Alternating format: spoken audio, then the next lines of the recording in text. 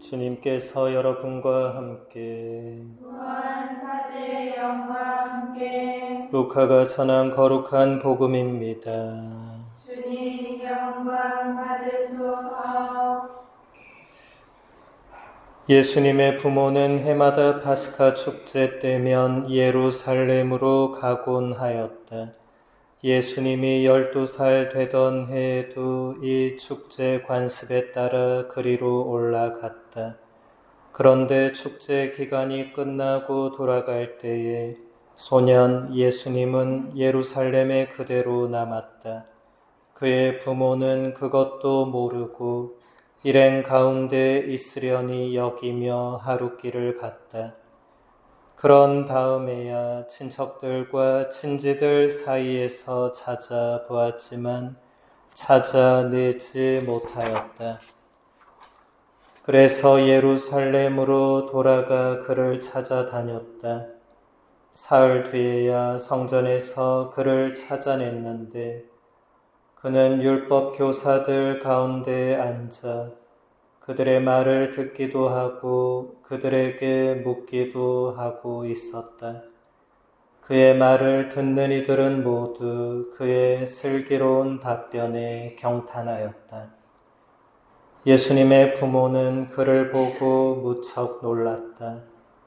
예수님의 어머니가 얘야, 우리에게 왜 이렇게 하였느냐? 너의 아버지와 내가 너를 애타게 찾았단다 하자 그가 부모에게 말하였다. 왜 저를 찾으셨습니까? 저는 제 아버지의 집에 있어야 하는 줄을 모르셨습니까? 그러나 그들은 예수님이 한 말을 알아듣지 못하였다. 예수님은 부모와 함께 나자렛으로 내려가 그들에게 순종하며 지냈다. 그의 어머니는 이 모든 일을 마음속에 간직하였다. 주님의 말씀입니다. 그리스도님 찬미합니다.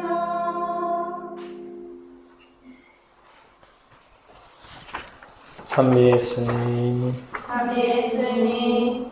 수녀님들 모두 잘 지내셨습니까? 제가 너무 자주 오는 것 같죠? 저도 오면서 그 생각을 했습니다. 왜 이렇게 자주 오는 것인가? 나의 집은 어디인가? 왜 꼭 제가 센터로 출근하고 여기로 퇴근하는 그런 생각이 드는가? 다음 주는 더 심해지겠죠, 그렇죠?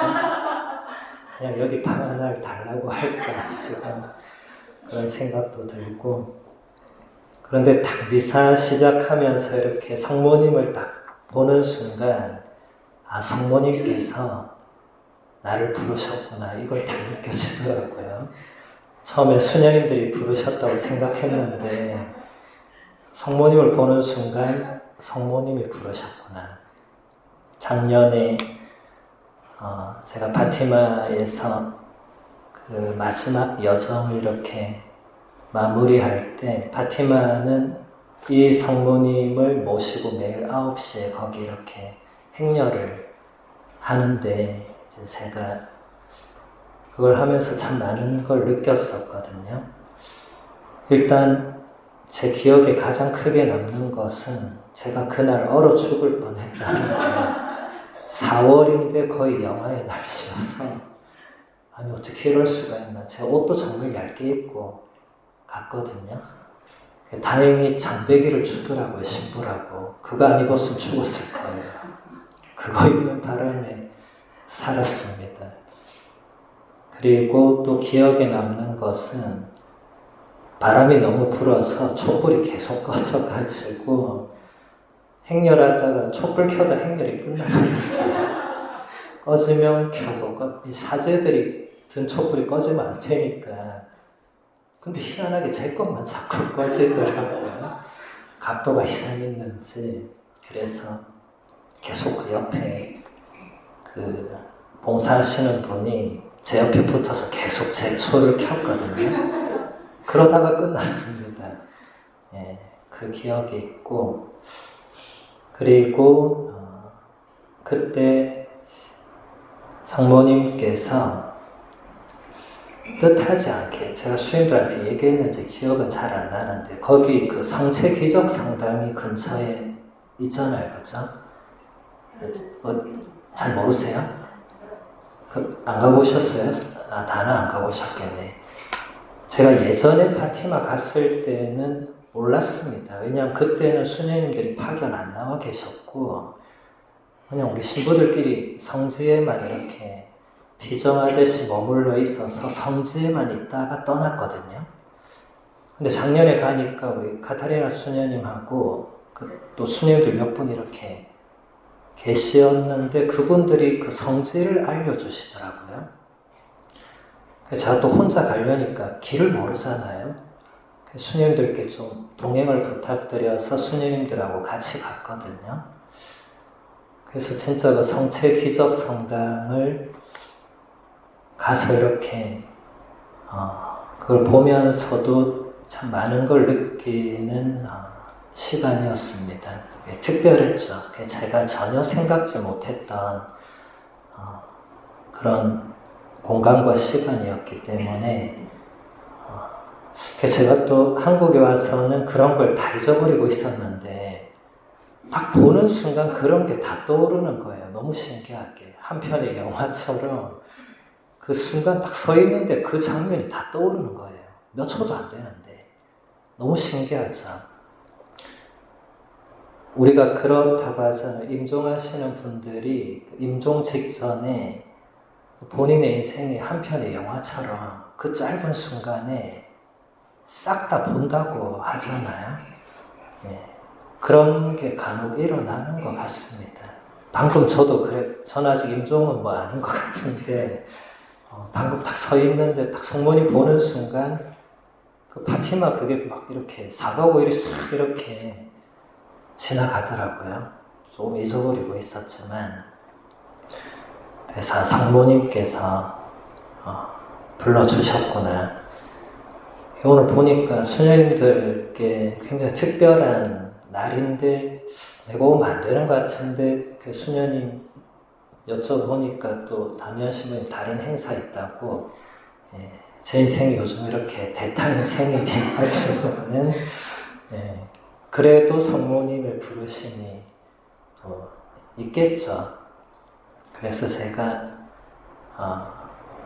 강론 준비를 하면서 안나 스님이 이미 너무 많은 정보를 막 주셔가지고 아니 이걸 어떻게 다 강론에 담아내나 이런 생각을 하다가 그렇게 하면 스님들이 식사를 못할 위험이 있기 때문에 오늘 복음에만 집중해야 되겠다. 제가 원래 서원갱신의 의미도 준비하고 뭐 다 준비했다가 다 지웠어요. 그냥 밥이 중요하잖아요. 그렇죠? 그리고 가만 생각해 보니까 그날 복음이 또 제일 중요하잖아요. 다른 것도 물론 다 중요하지만 왜 우리가 피 없이 깨끗하신 성모성심 기념일에 이 복음을 들어야 하는가, 왜 교회가 이 복음을 정했는가를 묵상해야 되지 않겠나. 그래서 그 부분만 오늘 같이 보도록 하겠습니다. 오늘 우리는 피 없이 깨끗하신 성모성심 기념일 미사를 봉헌합니다. 오늘 복음은 루카가 전해주는 예수님의 어린 시절에 발생한 매우 중요한 사건입니다. 예수님께서 12살이었을 때 성모님과 요셉 성인과 함께 예루살렘 성전을 방문하신 기간에 일어난 사건입니다. 성모님은 이 사건 이후로 드러나지 않는 삶, 곧 침묵과 기도의 삶을 사셨습니다. 그만큼 오늘 복음이 전해주는 사건은 성모님에게 큰 충격 그 이상의 뭔가를 가져다 준 것입니다. 성모님과 요셉 성인은 예루살렘 성전을 방문한 이후 집으로 돌아가는 길에 아들 예수님이 일행 가운데 있지 않다는 사실을 알게 되었습니다. 그 사실을 알게 된 시점도 하룻길을 걸어간 이후였습니다. 아들을 잃어버린 것입니다. 그래서 두 분은 사방을 찾아 헤매면서 예루살렘까지 되돌아가야 했습니다. 잃어버린 아들을 찾아서 사방을 헤맨 지 사흘 만에 두 분은 성전에서 사제들과 율법학자들 틈에 있는 아들 예수님을 발견할 수 있었습니다. 아들을 잃어버리고 사흘이라는 시간 동안 잃어버린 아들을 찾아 헤매야 했던 어머니의 마음이 어떠했겠는가?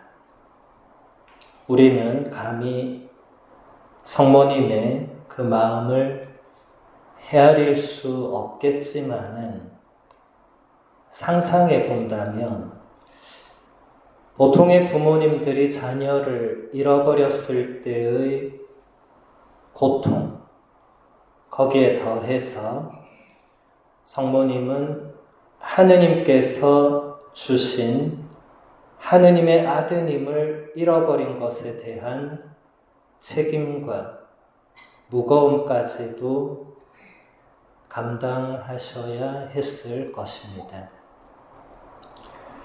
인간적으로 아들을 잃어버린 것에 대한 어머니의 마음도 우리가 헤아릴 길 없는 고통일 텐데, 거기에 더해서 하느님의 아드님을 잃어버린 것에 대해서 하느님께 느끼는 어떤 죄송한 마음은 우리가 상상할 수 없고 인간의 언어로 표현하는 것도 불가능하리라 생각됩니다. 이것은 그저 죄송한 마음의 차원이 아니기 때문입니다. 루카가 분명히 전해주듯이 예수님은 성전에서 학자들 틈에 앉아 그들과 질의응답을 하는 중이었습니다.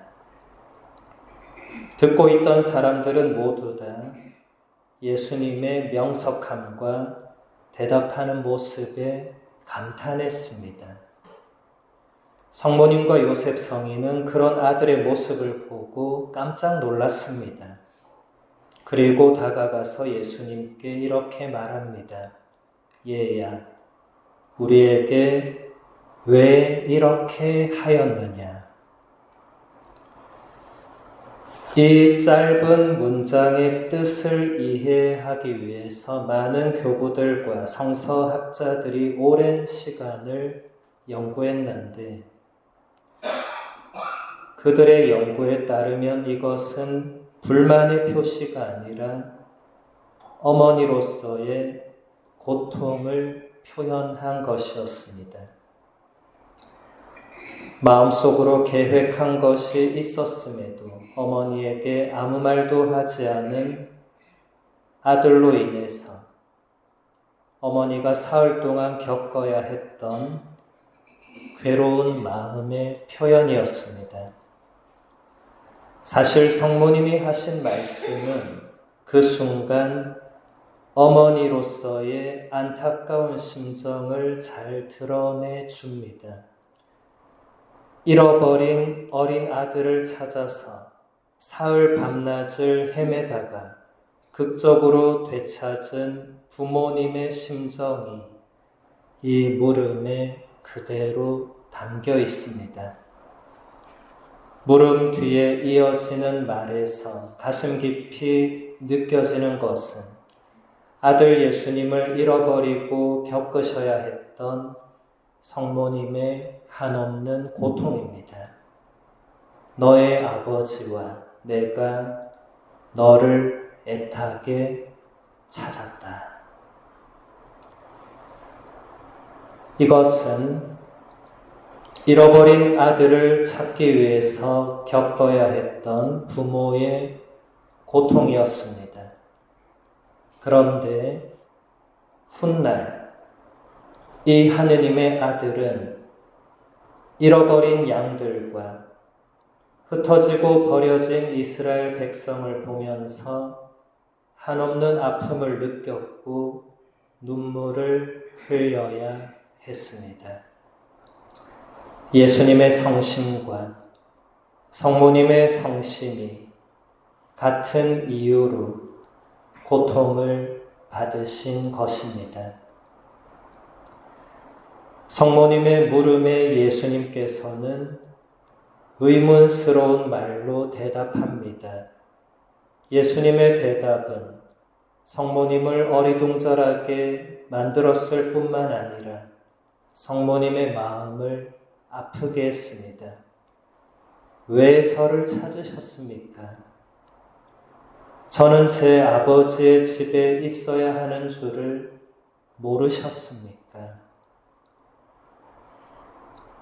이 말을 해석해보면 저는 제 아버지의 일들을 해야 한다는 사실을 어머니는 모르셨습니까? 라는 것입니다.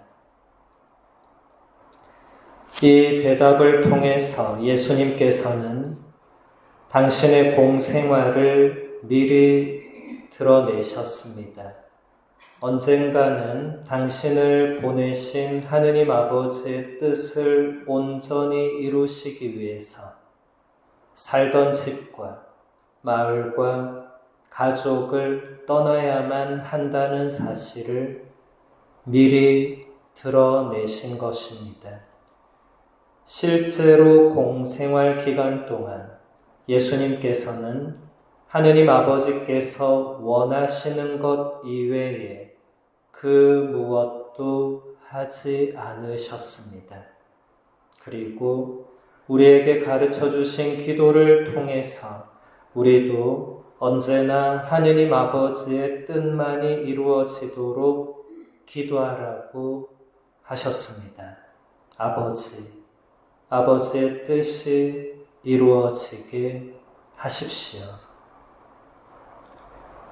그러므로 성모님께 하신 예수님의 대답 속에는 훗날 일어날 일들에 대한 암시가 담겨 있다고 할 수 있습니다.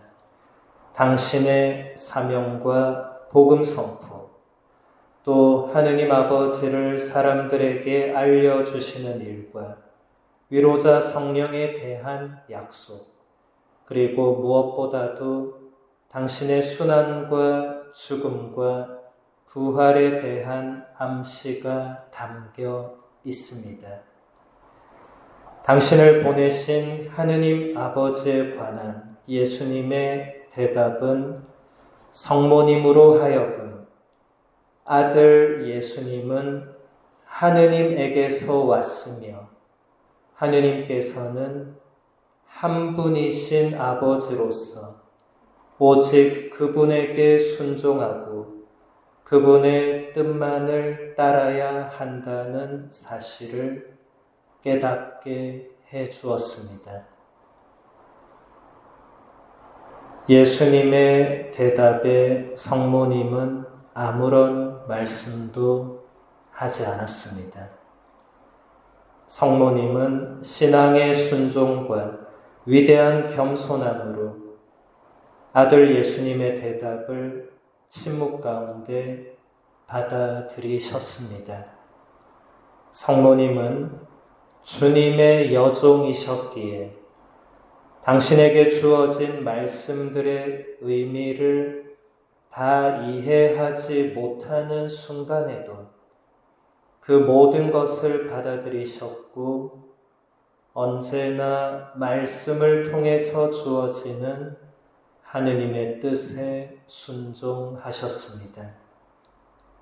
우리도 성모님처럼 언제나 말씀을 통해서 주어지는 하느님의 뜻에 순종할 수 있는 은총을 청하면서 미사를 봉헌합시다.